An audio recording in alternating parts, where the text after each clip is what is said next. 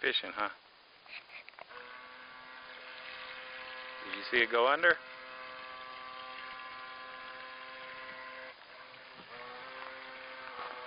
Alright, go ahead and stop it right there. Let's see if we get anything right there. Nope.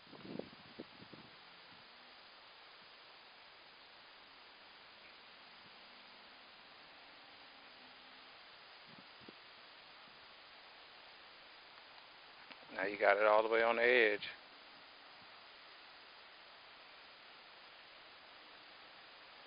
Think something might be biting it. Oh, it got it. Turn it, turn it. Get it.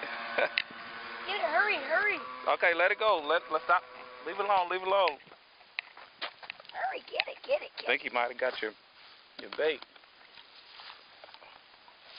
Oh, was it a big one? Oh, he caught one. Yeah. It's a little one.